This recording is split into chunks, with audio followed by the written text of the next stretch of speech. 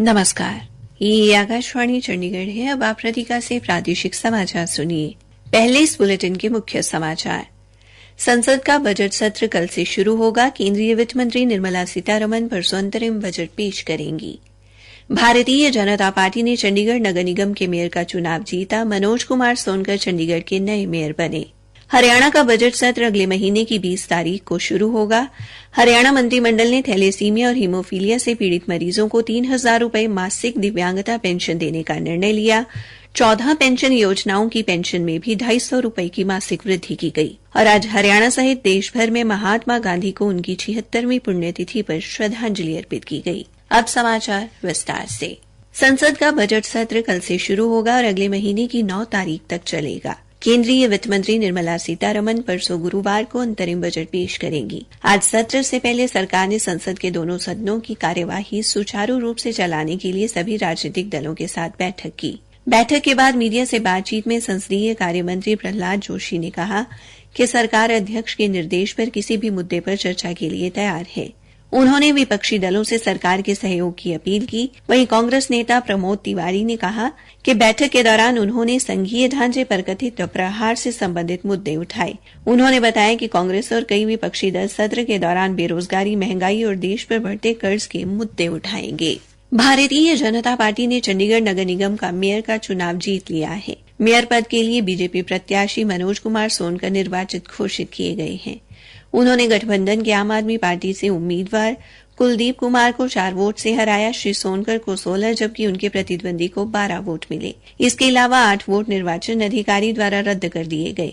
वरिष्ठ उपमहापौर के लिए बीजेपी प्रत्याशी कुलजीत सिंह संधू और उपमहापौर के लिए राजेंद्र शर्मा निर्विरोध चुने गए, क्योंकि मेयर का चुनाव हारने के बाद बौखलाए विपक्ष ने इन पदों के लिए मतदान का बहिष्कार कर दिया। इंडिया गठबंधन ने निर्वाचन अधिकारी पर जानबूझकर 8 वोट रद्द किए जाने और भारतीय जनता पार्टी की मदद करने का आरोप लगाया है। आम आदमी पार्टी ने मेयर के चुनाव को चुनौती देते हुए पंजाब एवं हरियाणा उच्च न्यायालय में याचिका दाखिल की है। उच्च न्यायालय कल इस याचिका पर सुनवाई करेगा। आम आदमी पार्टी के राज्यसभा सांसद राघव चड्डा ने आरोप लगाया है कि बीजेपी ने यह चुनाव मिली भगत से जीता है। उधर भारतीय जनता पार्टी के राष्ट्रीय अध्यक्ष जेपी नड्डा ने इसे इंडिया गठबंधन के खिलाफ पहली जीत बताया है।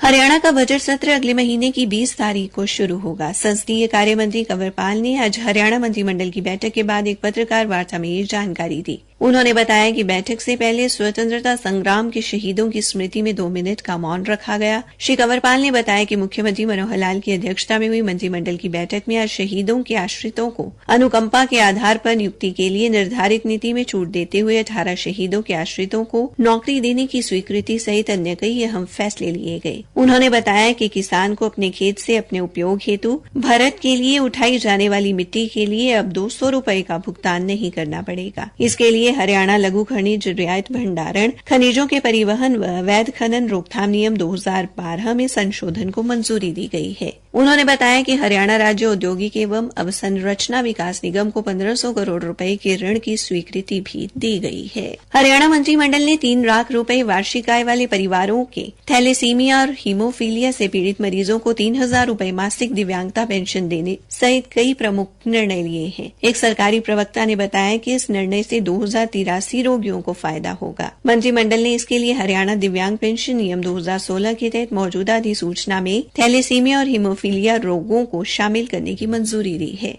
मंत्रिमंडल ने एनआईटी फरीदाबाद में 194 वर्ग सरकारी जमीन सैन समाज कल्याण सभा को देने और सामाजिक न्याय के तहत चल रही 14 पेंशन योजनाओं की पेंशन में 250 रुपए की मासिक वृद्धि को भी मंजूरी प्रदान की है। ये वृद्धि अगले महीने देय होगी और इससे विभिन्न पेंशन योजनाओं के 31,40,000 लाभार्थियों को फायदा होगा। इसके अलावा मंत्रिमंडल ने जुलाना नगर पालिका समिति की लगभग 510 वर्ग मीटर भूमि आर्थिक रूप से कमजोर मेधावी बच्चों की शैक्षणिक उन्नति एवं धर्मार्थ कार्यों के लिए ब्राह्मण सभा को हस्तांतरित करने का निर्णय लिया है। ये भूमि 50% की रियायती दर पर आवंटित की जाएगी। प्रादेशिक समाचार आकाशवाणी चंडीगढ़ से प्रसारित किए जा रहे हैं। बाकी समाचार इस अंतराल के बाद। सीमा बहन जी कहाँ हो आजकल? गौतम भाई, जब से टीबी हुआ है लोगों ने मिलना जुलना बंद कर दिया है, तो मैं भी थोड़ा। अरे ऐसा मत कहो बहन, अब तो पूरा देश जुट गया है टीबी रोगियों का हाथ थामने को। सचमुच? हाँ। क्या आप जानते हैं प्रधानमंत्री टीबी मुक्त भारत अभियान के तहत कॉर्पोरेट्स, जनप्रतिनिधि, एनजीओ, अन्य लोग सभी टीबी रोगियों के लिए पोषण, जांच, इलाज और आजीविका संबंधी सहायता देने का वचन दे रहे हैं। निक्षय मित्र बन टीबी मरीजों की सहायता करें। आज ही 1800-11-6666 पर कॉल करें। टीबी हारेगा, देश जीतेगा। राष्ट्रीय स्वास्थ्य मिशन, स्वास्थ्य विभाग हरियाणा द्वारा जनहित में जारी।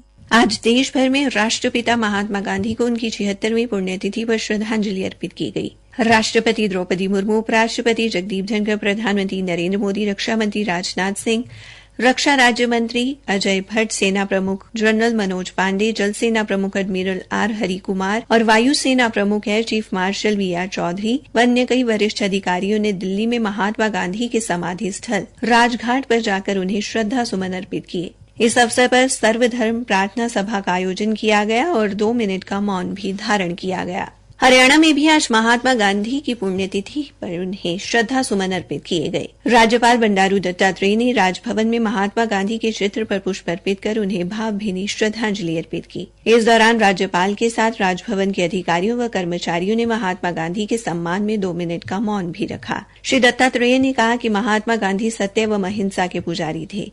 मुख्यमंत्री मनोहर लाल ने भी शहीद दिवस पर राष्ट्रपिता महात्मा गांधी को श्रद्धांजलि देते हुए कहा कि स्वच्छता, सामाजिक बंधुत्व, त्याग एवं आत्म सुधार के प्रति उनके ओजस्वी विचार संपूर्ण विश्व का सदैव मार्गदर्शन करते रहेंगे। पंचकुला स्थित हरियाणा के पुलिस मुख्यालय में पुलिस महानिदेशक शत्रुजीत कपूर तथा अन्य वरिष्ठ अधिकारियों व कर्मचारियों ने 2 मिनट का मौन धारण कर राष्ट्रपिता को श्रद्धांजलि दी और उनके आदर्शों को याद किया। कुरुक्षेत्र विश्वविद्यालय में कुलपति प्रोफेसर सोमनाथ सचदेवा व कुलसचिव प्रोफेसर संजीव शर्मा ने राष्ट्रपिता महात्मा गांधी की प्रतिमा पर माल्यार्पण कर उन्हें नमन किया।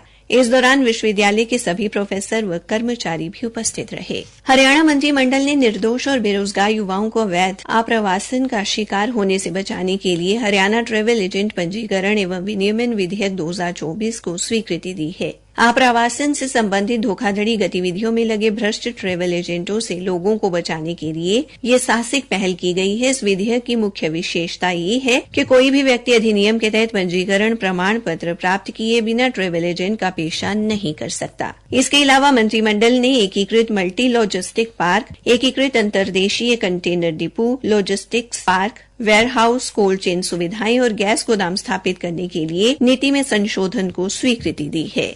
हरियाणा के स्वास्थ्य मंत्री अनिल विज ने कहा है कि राज्य के प्रत्येक जिले में राष्ट्रीय परीक्षण एवं अंशशोधन प्रयोगशाला प्रत्यायन बोर्ड से मान्यता प्राप्त प्रयोगशाला स्थापित की जाएगी ताकि लोगों को उच्च गुणवत्ता वाली जांच की सुविधा दी जा सके। श्री विज ने स्वास्थ्य विभाग से जुड़े 15 कर्मचारी संघों के पदाधिकारियों से चंडीगढ़ में हुई बातचीत के दौरान ये जानकारी दी। उन्होंने इन संघों की मांगों को हर संभव तरीके से पूरा कराने का आश्वासन भी दिया। उन्होंने कहा कि 1 मार्च से राज्य के सभी नागरिक अस्पतालों व स्वास्थ्य संस्थाओं में विभिन्न श्रेणी के कार्यरत कर्मचारियों की वर्दी लागू की जाएगी। श्री विज ने कहा कि लैब टेक्नीशियन की भर्ती के लिए अधिकारियों को निर्देश दिए गए हैं।